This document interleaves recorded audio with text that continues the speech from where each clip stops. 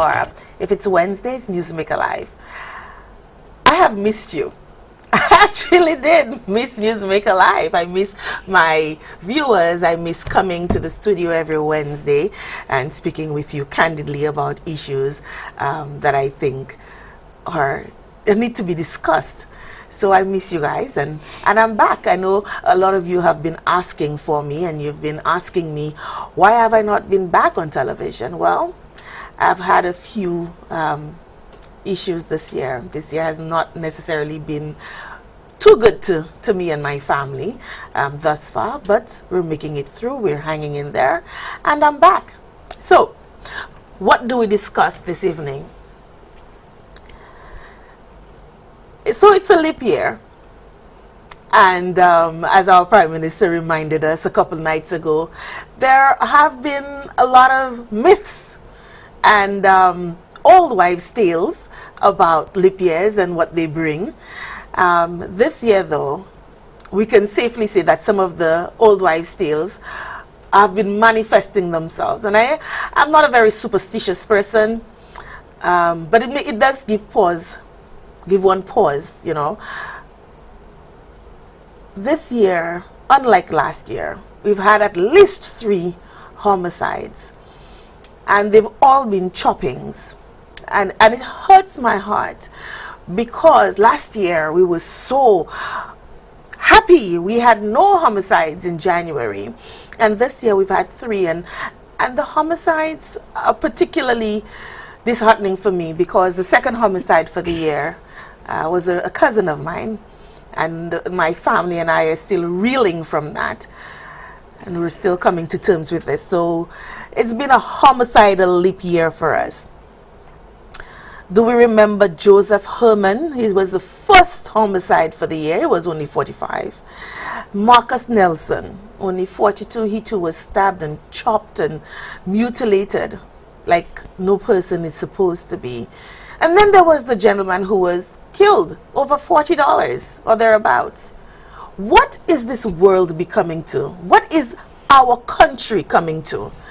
There was a time when it was just gun violence, but from last year there's been a trend developing where people are so angry.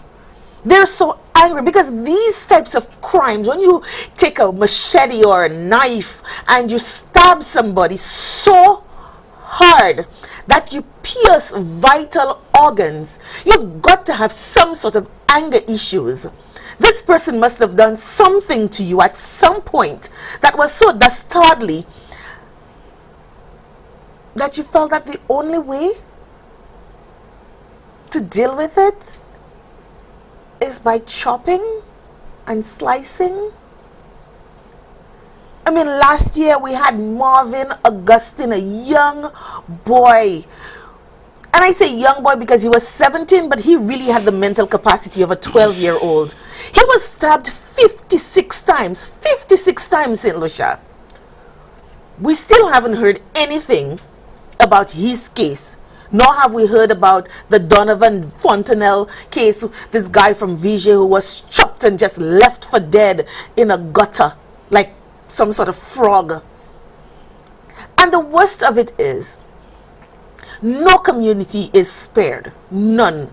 When Marcus was killed, people were shocked that something like this could happen in such a sleepy village like Labrie. Communities like Corinth and Soufrière, Wavin-Poisson, Bocage, all of these communities have been touched by the scourge of choppings and killings and stabbings. When is it going to end? Now, I heard earlier this month that the police, the executive of the police, were talking about how killings, there was a drop in killings, and I'm asking myself, really, are the sanctions that are levied against the police force, did they really affect our force? If we could have had a higher rate of detection, as we were told, and we had a drop in the killings. But I am not convinced that the analysis of these this data was done appropriately. I mean, there were incidents where you're talking about 2006 and you're comparing it over to a period of from 2006 to 2015, and there's another time you're comparing only 2011 to 2015. There is just no cohesiveness in the analysis. So I would really like to see some sort of cohesion in this analysis. I would really like for the police force to tell us or to give us some sort of idea as to why the shift from gun violence to stabbings and choppings. We have heard none of that. Where are the forensic psychologists in all of this? You know, we like to believe that the sanctions levied against us by the US are not affecting us to the point that we can actually see a decrease in homicides and a decrease in crimes, and that we would like to think, well, since there was an increase in the detection rate, that really and truly maybe we don't need the crime lab as we've been hounding and asking for. But where is the serious analysis that tells us, or to aid the police in determining what sort of strategy to employ to curb the viciousness of the crimes and the barbaric nature of the crimes that we are currently seeing? I have always been passionate about murders and rapes and crimes against humanity.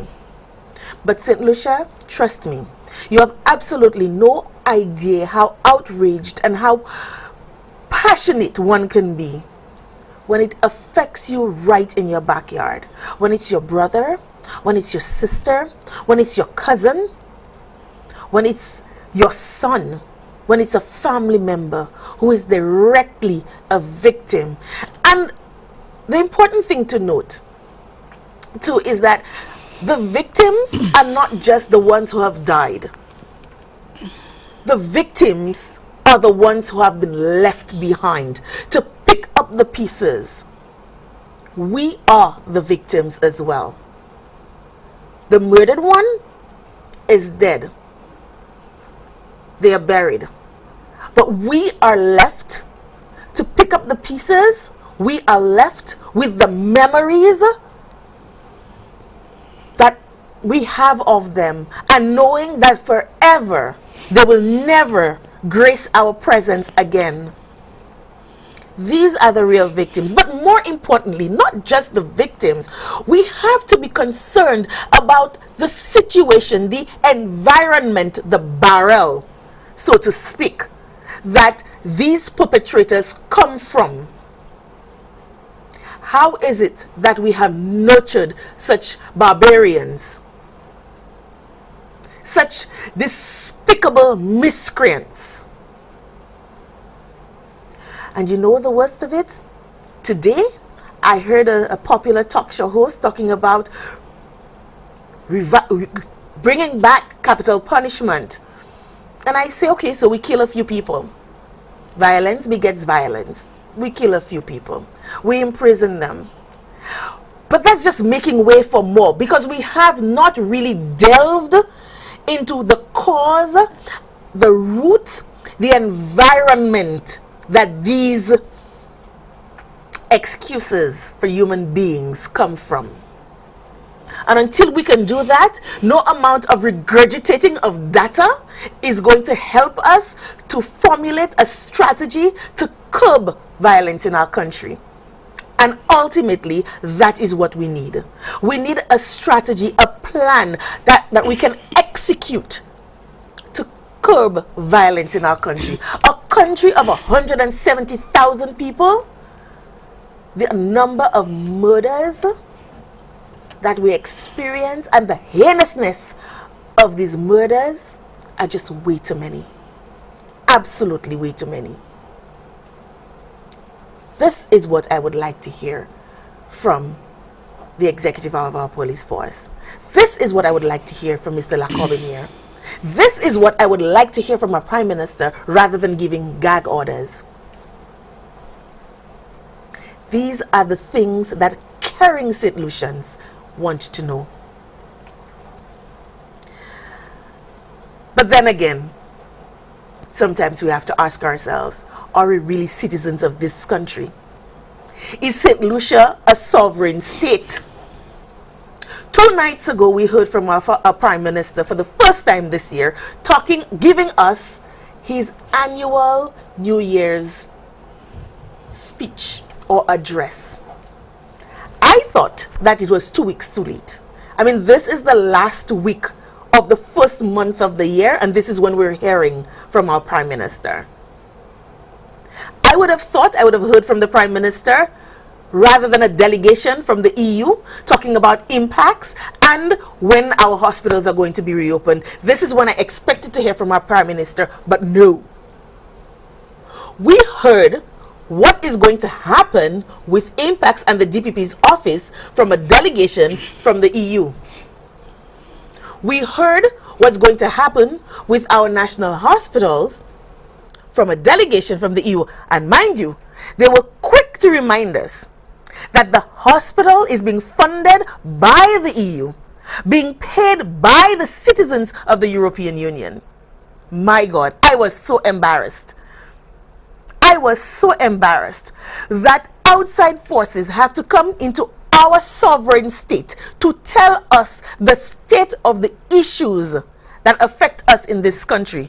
So I ask the question, when I'm traveling, do I still use my St. Lucian passport or do I use one from the European Union?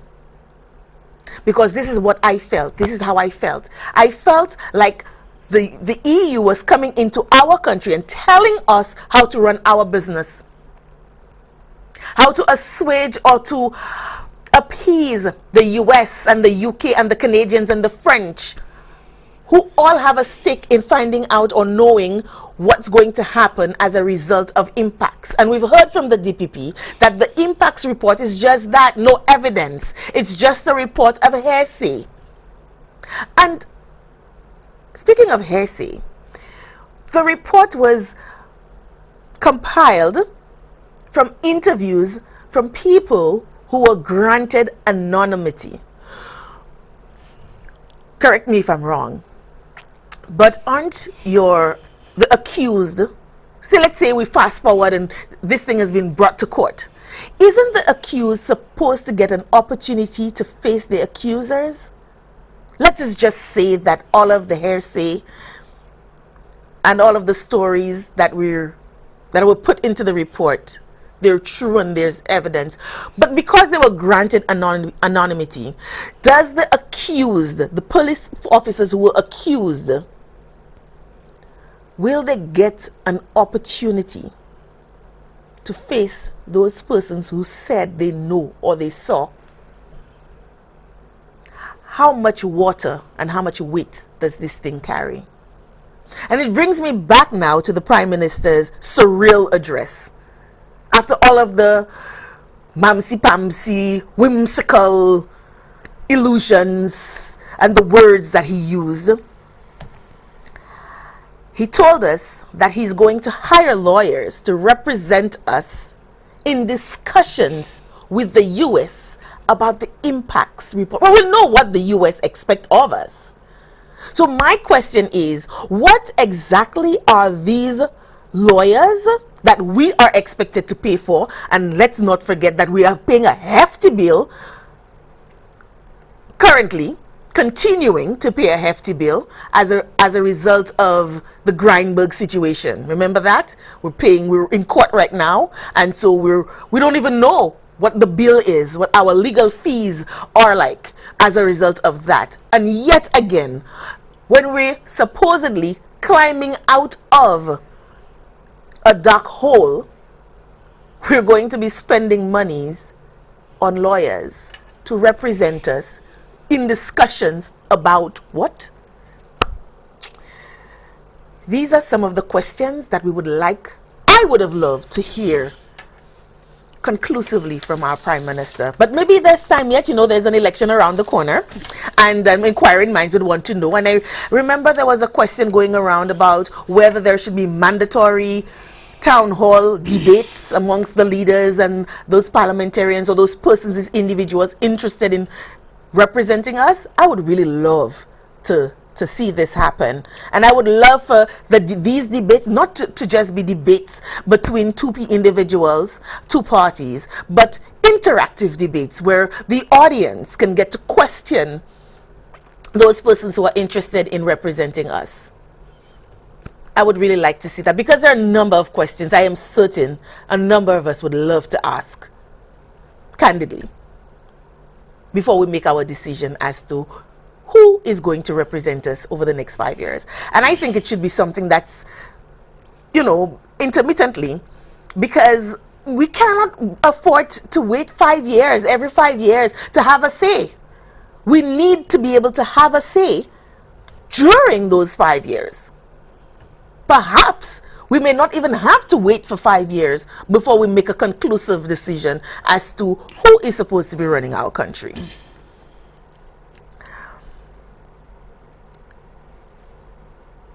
I have often said that I'm passionate about women's issues. Anything that affects women and children, I'm very passionate about. And last evening, while watching the news, I saw a clipping that really broke my heart. I just couldn't believe what I was seeing. There on my television screen in Technicolor was a young girl being brutalized and beaten by a few individuals. And you could see, well, there wasn't any sound, but subsequent to that, I got the video of it, and you could hear her screams, and you could hear the person who was filming this brutalization of this young girl directing her tormentors as to what to do to her, how to hit her, and to beat her on her head. And you could also hear passers-by saying, "That makes no sense." But not one individual stopped and helped this young girl. Not one person cautioned her tormentors to stop. Not one person. Not one individual. And you could see this young girl picking herself up and walking away, not once having struck her tormentors, not once defending herself. And they're running after her and beating her and kicking her and stomping on her. Where are we going as a nation, St. Lucia? Do we care? Don't we have sisters, mothers, aunties, nenens, das, children of our own? Would we like to see that kind of treatment meted out to one of our own flesh and blood? When we stand around and we watch that kind of heinous, barbaric actions meted out to a young girl, and might I add, she's only 15 years old, and from reports that I got, just had a baby recently. Now, I would like to know, where is the father of her child, because he too needs to be put in jail. She's only 15, that is statutory rape. She's not of age to consent to having sex. So this young girl, having just given birth, allegedly, by C-section, allegedly, is being stomped like some rabid dog in the streets, and people are egging on her tormentors, and people are standing and videotaping, and not one person is putting a hand to stop it. And we wonder, when crime visits our doorsteps, why me? Do we care, St. Lucia? Do we care? The children are supposed to be our future. That's what they say. That's what we all say. But what are we doing to protect their future? What are we doing? I would hope that the police force or the police arm in Soufrière by now would have nabbed these tormentors, not just the ones kicking and punching her, but the ones videotaping and the ones standing around and doing nothing to assist. There is something called failure to render aid. If it is not a law in our country, it ought to be. I've often said that our laws need to be revamped. But hey, we had an exercise done last year and we were told that, it does not reflect the will of the people. So whether we ask and we plead and we beg, I'm wondering whether anything will be done about it. Because as we know, there are people in high positions who stomp and kick and rape, and they get away with it scotch-free. But I would love to see a day when cyberbullying is a thing of the past in this country.